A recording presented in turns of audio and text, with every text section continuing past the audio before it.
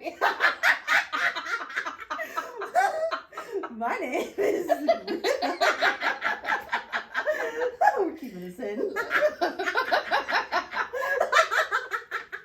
a little bird crying on neck. Hello, my name is Rhythm Bird. I'm the resident artist here at the Music Monastery, and I'm sitting here with Lezlie Knight, who rooted in Nashville in 2007, and we got connected at a drum circle thanks to social media and Facebook. She's in her mid-30s, just for perspective, because I'm sure she looks 17, 18. She's a West Tennessee native, and she's just a creative spirit, the lover of truth and beauty, and I've always known her to be open and curious. So I'm really grateful that for the first conversation for this Music Monastery podcast, we get to do this together. Yeah. So with this first conversation, we've had the opportunity to be around each other in different activities, but we haven't ever had a one-on-one. So instead of doing it over coffee, I was like, hey, let's do it over a camera. Let's do it. What's been going on in life for you? What would you like to share? Yeah. What are your hopes and dreams from 2024 and beyond? That's a big one. You can get as gritty and detailed. This is meant to be about vulnerability, authenticity, and just the honest truth and messiness of life. Absolutely. As I'm growing and learning more about myself, I'm learning how to love people. And in that process, I've had the privilege of being able to learn them through being in the school system, being around the general education as well as the exceptional education, and just learning how amazing people are when they are their most authentic self. And it has helped me to see the places where we are thriving and see the places where we just need a few more hugs, literally and metaphorically. So the vision for right now is to create a therapy school. I really want it to be like a therapy school, a nature school, and we could even start off having after school programming, summer camps, but eventually lead to a place to where we're on just country land, growing our food. We have a petting zoo because pet therapy is a thing. Of course, the gardening, that's where we're going to learn how to, sow and how to cook, prepare the food. And then I want us to have a therapy center so we can incorporate the arts as a way for learning. Nature is an amazing way to learn, but music, the just art itself, and then just behavior therapy. I think we need more social emotional support. What does that mean? I've not heard those terms before. Like, what's social emotional support, behavioral therapy? What's that mean? So whenever you think of social emotional support, that is how we engage with one another. That's our relational intelligence. I'm noticing that a lot of our children are so engulfed in their internet, their tablets, their phones, that they're missing a lot of the cues that were so natural for us when it comes to just like sitting and once again appreciating the beauty of stillness, the beauty of silence, the beauty of just having a person in front of you. And a lot of times they feel awkward and uncomfortable in those spaces and they try to avoid them. And I think that is something that we can't just overlook, because we're going to have to make sure that we are still rooted and anchored in a way of living that isn't completely technology based. Yeah, we're not robots. We're not robots. As much as maybe we want to be, we can't worship convenience. We have to get to a place where we can still see the beauty and having to put forth some effort. How to suffer with grace and elegance. And how to still be sad and it's okay. Frustrated and it's okay. Feeling alone and it's okay. There is still beauty in these spaces that a lot of people now they don't have to sit with because they have something A distraction. that they can distract themselves with. Yeah. Is this place that you envision for adults too? Absolutely, yes. Cool. Yes, because I do believe that every human being have many different ages of themselves, versions of themselves inside of them, and we need to speak to all of those people. So Rhythm Bird still has a 12-year-old little girl inside of her. You're talking about being awkward socially. I was like, I need to go to this therapy school. Oh man. Like she still wants to play. She Oh, still yeah. wants to be seen and to share and to just love, and we got to speak to her as well as the adult, you know. And I mean, me personally, I know I could benefit from learning how to socialize. I don't know how to, like, if I were to go to a bar or a restaurant, like, how do you engage in conversation? Engage. Hello. What are you into these days? Right. Or dating on social media or whatever. It's like, what kind of questions do you actually ask? I don't like small talk, but you can't just be like, do you want to have kids? Right. You know, so is that part of social, emotional, and behavioral therapy Absolutely. stuff? Absolutely. Nice. When I think about just the time I've talked to my mother, me and her, we actually went through counseling together last year. And in the life that she experienced, there was never a place for her to rest and be safe enough to acknowledge the moments where she was scared or she was confused or felt awkward or inadequate for that matter. So I'm just getting to a place where I want us to be able to just feel safe. That's the emotional part. Like, let's just, hey. That's like the baseline. That's you the have to baseline. feel safe. You have to feel safe. So if we had a place that was a safe space for people to just be authentically them and still feel loved, still feel worthy, still feel, you know, excited to do something different. I think that would help us to be able to take on anything that comes our way and not lose hope as soon as life forces us to pivot without our consent. Yeah. Mm-hmm. Yeah. So you said you went to counseling with your mom, and you can dig into this or not, but out of curiosity, because like what inspired that? And I haven't heard of many people going to therapy with their mom, but it seems like it could be super fruitful for like generational healing. Oh man, absolutely. Yeah, what inspired that? It was getting to a point where I was noticing that if we did not have someone to help mediate our conversations, that we would start to just separate more and more. And I did not want to lose the connection I have with my mother. I love her. I want her to be in my life, and I know she wants me to be in hers. But what really stemmed was a lot of things in her origin story that were never confronted, never dealt with. So her having to just navigate raising a family and never having the time to feel safe, never having the time to rest, impacted my ability to feel safe. I was getting to a point to where I could notice the things that made me anxious, and I was creating healthy boundaries for myself to acknowledge them and then start to communicate, what can I do differently so that this isn't something that triggers me.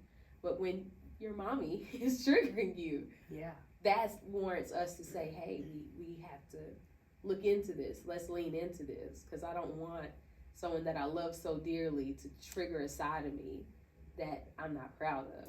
And we really went cool. and started digging, and we found so many gems that were covered in so much mud, though. It took a lot of time, cleaning, rinsing, brushing, before we could get to the beautiful thing that was inside. But the fact that she was willing, I was so elated. That's really cool that she was willing. Did it take you a while to find the right therapist or mediator, or did you just kind of like go with the first one? It took us 3 years. We find the right person? Mm-hmm. That's beautiful. You were like intentional about that. Yeah, we started year 2020. I think a lot of people, once again, was jarred into a change that we had to address a lot of things. Yes, that was my goodness. I really can't even begin to go there. We'll be here all night. But really, at the end of the day, that year we sat down. It was me, my mother, my sister, and my father, and we had someone to just mediate who knew us for the last, 15 or 20 years. That's really And cool. we just had those hard conversations that we've been needing to have for a very long time. And that's so beautiful. That helps inch us into these deeper conversations. But yeah, that was a really big deal. And just the patience of waiting 3 years. Yeah. Searching, doors being closed, or it's just not a good fit. People might not be ready. It was a long wait, but it was worth it. It was worth it. It was worth it. Out of curiosity, do you feel like in the behavioral zone of the therapy center, like, do you think it would be helpful for like kids and their parents to have a mediator earlier on versus being like adults and doing that? Absolutely. Really? Yeah. Children, their heart is so open, especially those first 5 to 7 years. You can create new patterns, and they're still excited. They still have so much enthusiasm for life. Yeah. You can put a stick in front of them, and they're going to find 20 different ways to make that something amazing. So creative and imaginative. So creative. So they're not boxed in. Nope. Wow. Yeah. And they could be currently going through really rough stuff and still just be open. Like, that isn't the end all be all. They're not trying to protect themselves. They're just like, wow, this is happening. Yeah. And this is also beautiful over here. They can hold that both and. Yeah. With so much grace, so much elegance. Yeah. So I really want to start tapping into that. You don't have to get to 13 or 14 and claim that your identity is I am anxiety. We don't have we can start fixing that right here. Yeah. That's cool. Okay, so you said like this might start just like with the blossoming of the vision. It's like after school programs, and then you said maybe summer camps. Mm-hmm, absolutely. That's really cool. Would it be for all ages? How does that work? Could they be like little babies too? Or how does that work? Like, what age are you envisioning? I would love for us to be able to have it open for any age. Of course, this is a big vision. It's way bigger than me. Let's go. So big vision. We'll need a village. We'll need a tribe, so that they can have their particular cell groups that can kind of develop where they're at. Because you might have someone who's 35 physically, but maybe emotionally they're 17. Yeah. And they need a safe space to act like a 17-year-old would act and feel and speak, so that we can get them, up. So, I have noticed that hope is activated by joy. We need more joy. We need more laughter. We need more play, because those are the things that give people a sense of, hey, this isn't forever. This season will change. This isn't going to defeat me, but they have to be free and light enough to feel like they can overcome whatever these obstacles are. So we need a place where they can play. Yes, hug a horse, pat an alpaca. Yeah. Run after some cute dogs. Yeah. Just play. Be kids again a little bit. Be kids again. No matter what age.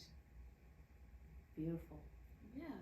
Have you thought more about how does this place get funded? How do you start? What's the step? If you know. You may not know yet.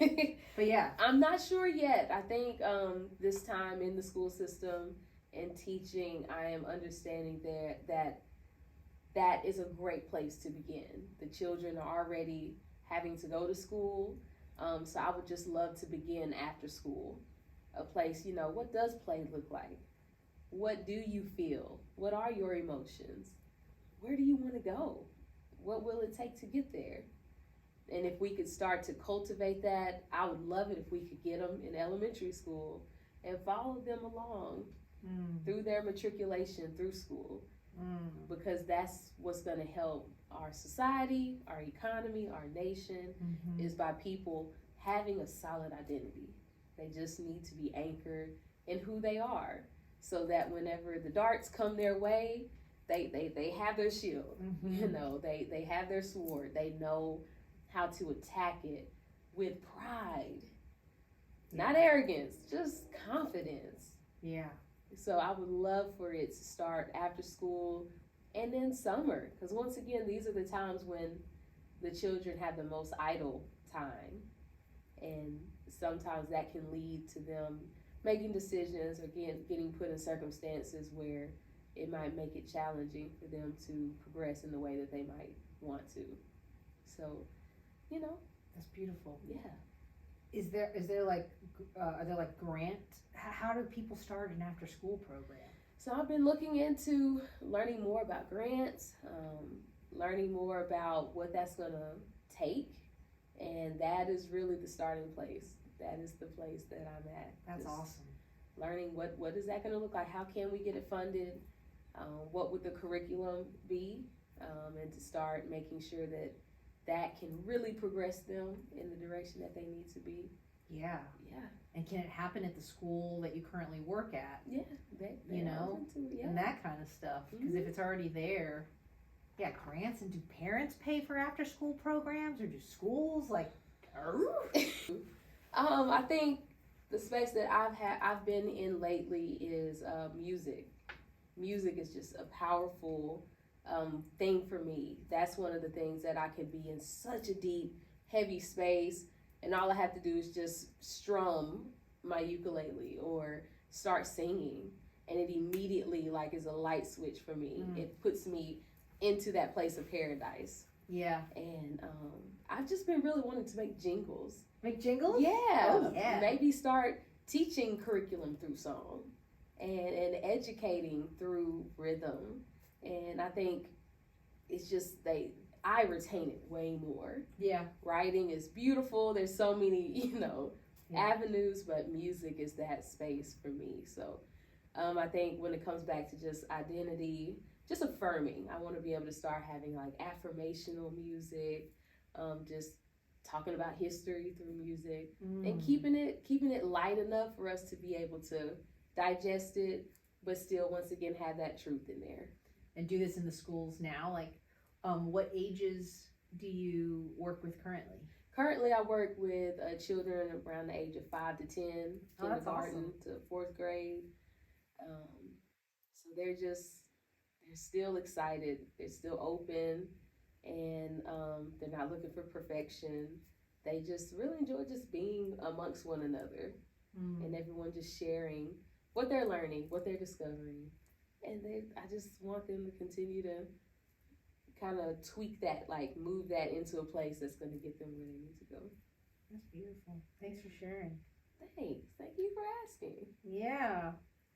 Do you want to share what's a personal goal that's like your business vision, purpose, what are you personally working on, if you'd like to share in 2024, if there's anything you're personally working on? I am personally working on nutrition. So much of the energy that we need to take on these really big tasks, whether they are emotions or just being stronger in general, are going to require our nervous systems being regulated, no inflammation in the body, of a degree of clarity and stillness. And I'm doing my best to really sit in that space and find some regulation and self-control in what I put in my body, so that I can be strong enough, healthy enough, light enough to be able to carry this vision that I have. Thank you for sharing. Yeah. This is a great first conversation, and you'll be able to contact Lezlie through some kind of description or detail. So if you resonate with her vision or have tips or tricks for how she can get funding or grants or any of that for this beautiful therapy farm that she wants to birth, you can reach out to her directly. Namaste. Namaste. Meow. I need an animal.